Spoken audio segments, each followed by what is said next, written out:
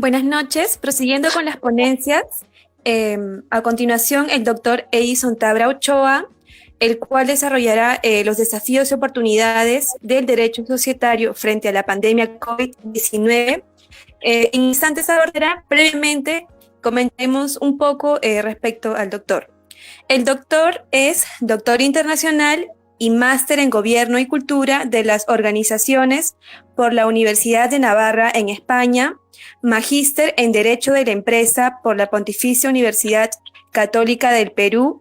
Asimismo, es profesor de la PUC en cursos de Derecho Empresarial y Derecho Societario. En el ámbito profesional,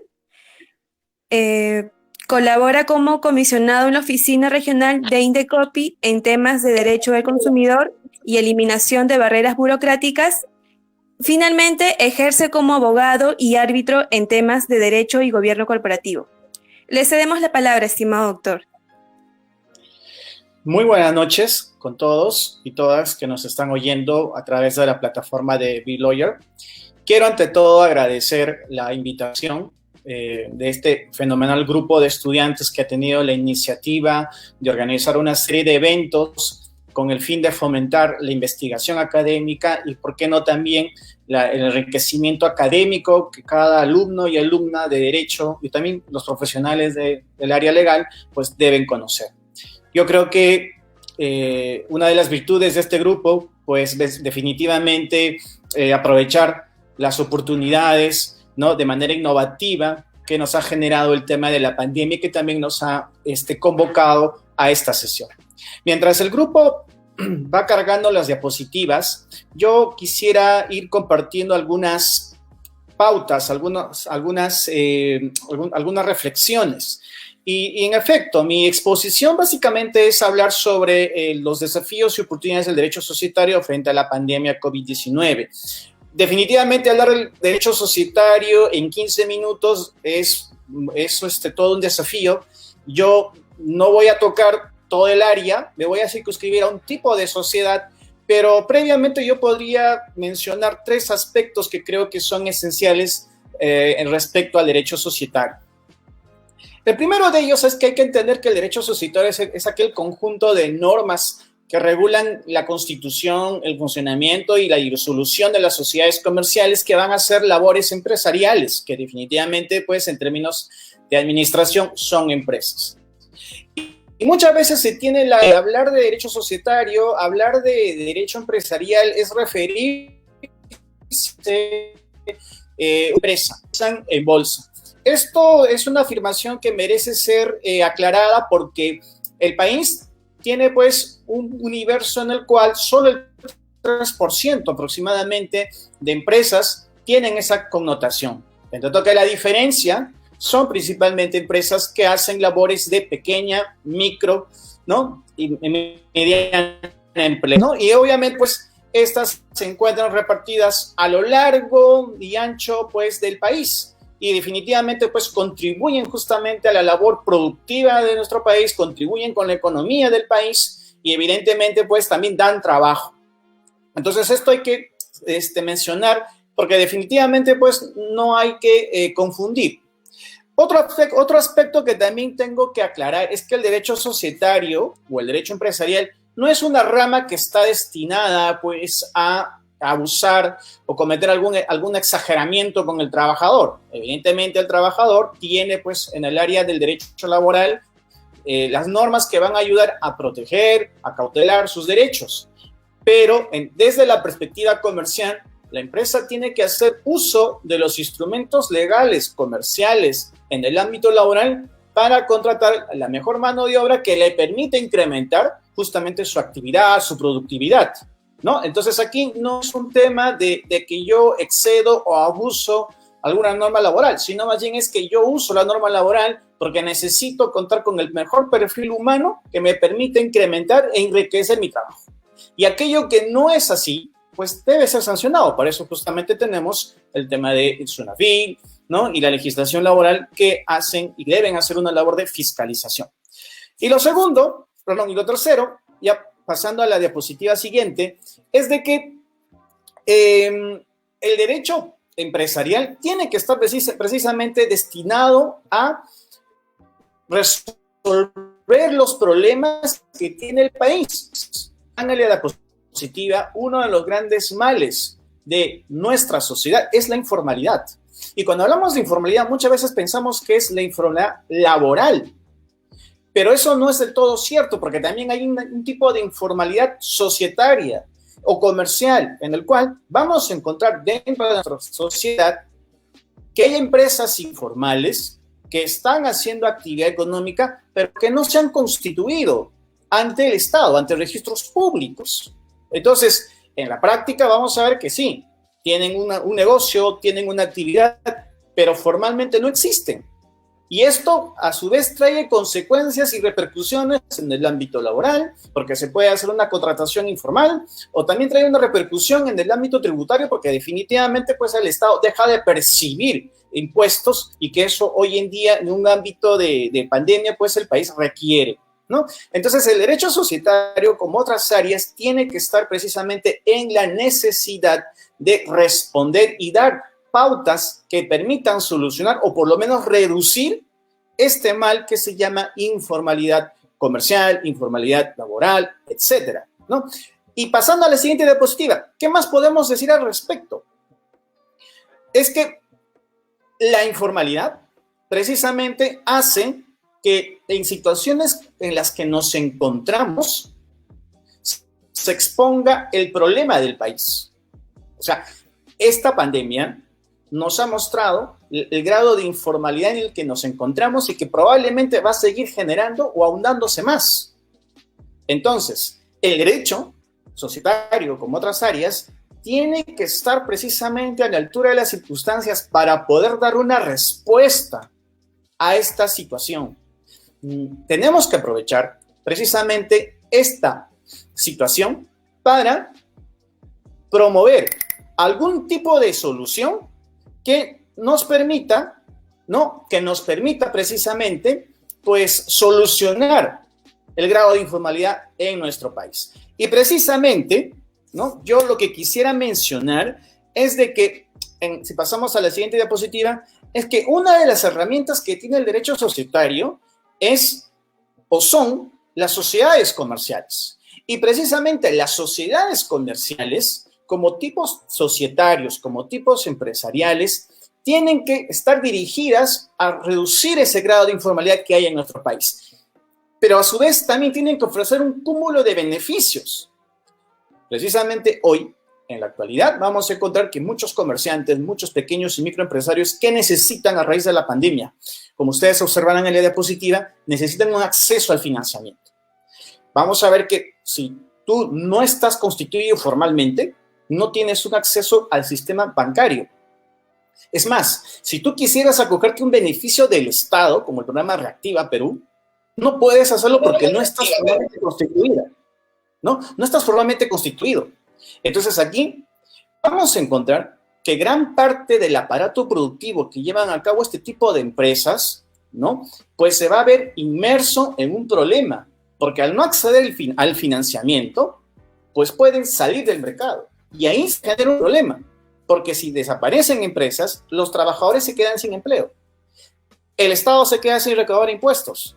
Los proveedores se quedan sin vender sus mercaderías. Entonces aquí, también por consecuencia, también vamos a ver que los conflictos legales van a incrementar. Como consecuencia de ello, el Poder Judicial también tendrá una alta carga o incrementará su carga judicial. Entonces, aquí hay que tener presente que todo problema lleva consecuencias, ¿no? Y para eso justamente el derecho societario tiene que dar una respuesta, ¿ya? Ahora bien, la formalización precisamente permitirá que, en contrasensu, que las empresas puedan acceder al mercado, puedan acceder al crédito, pero no solamente al crédito, sino también que puedan ser proveedores del Estado o realizar algún tipo de actividad a favor del Estado. Empresa informal que no está inscrita no puede pues, ingresar al Registro Nacional de Proveedores, ¿verdad?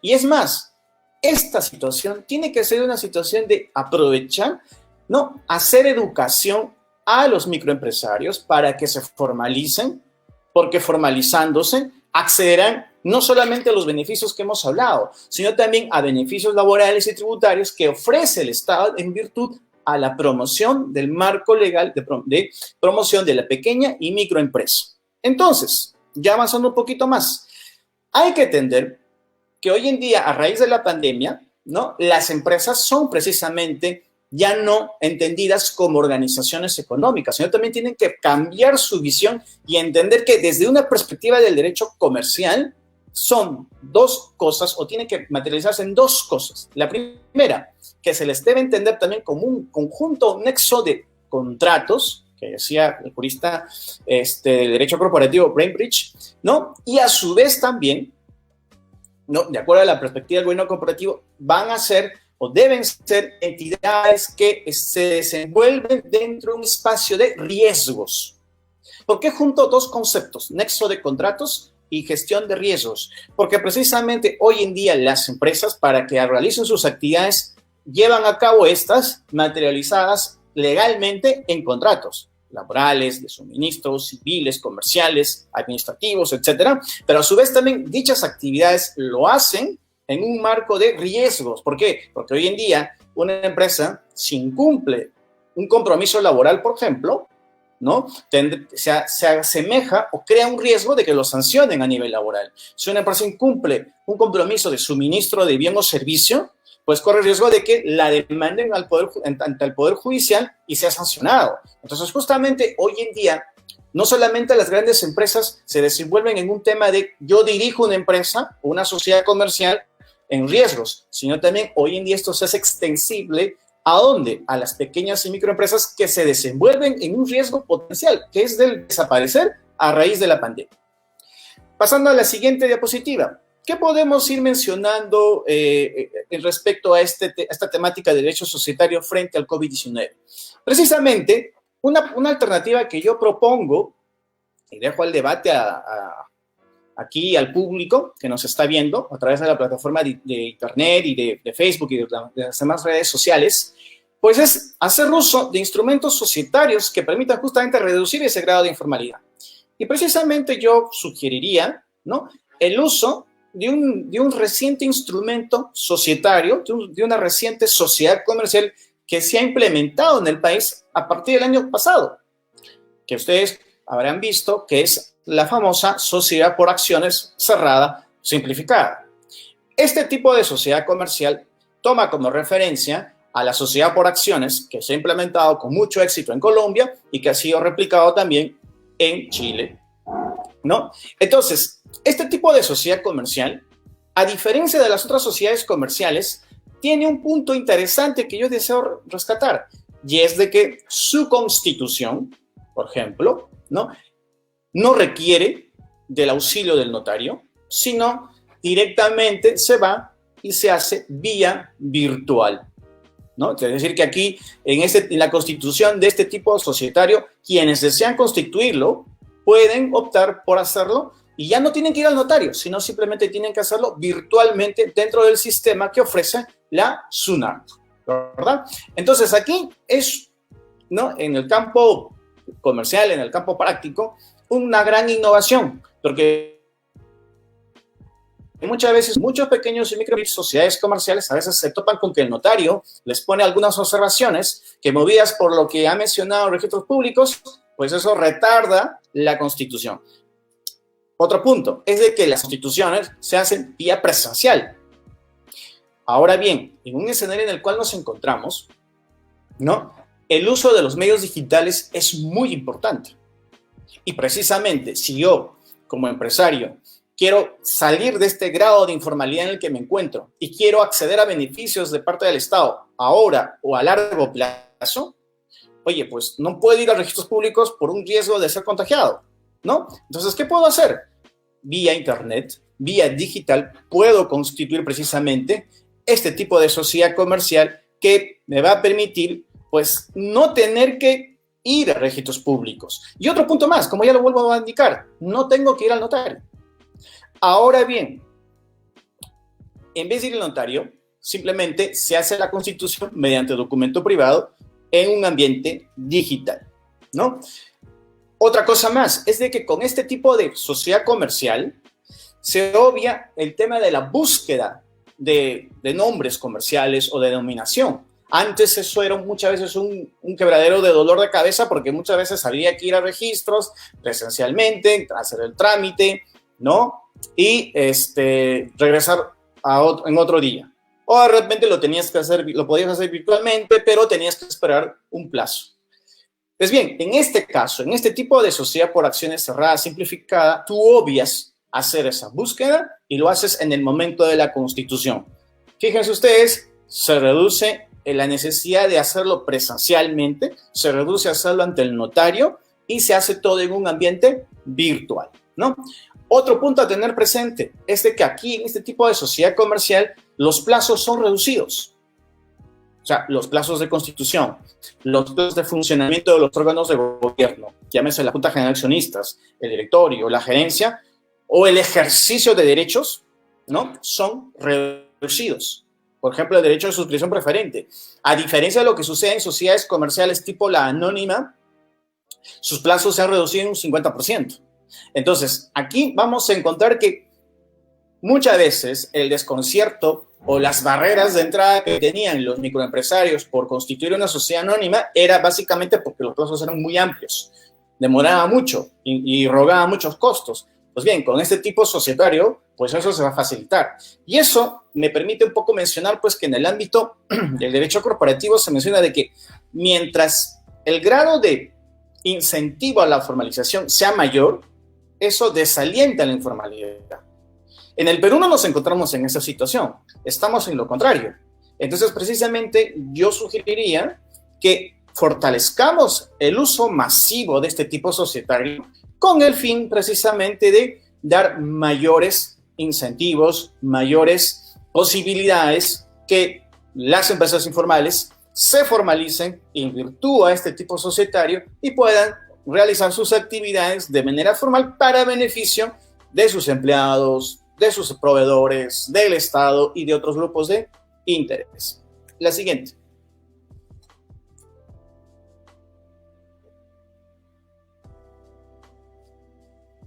El anterior, por favor, lo que nos hemos pasado.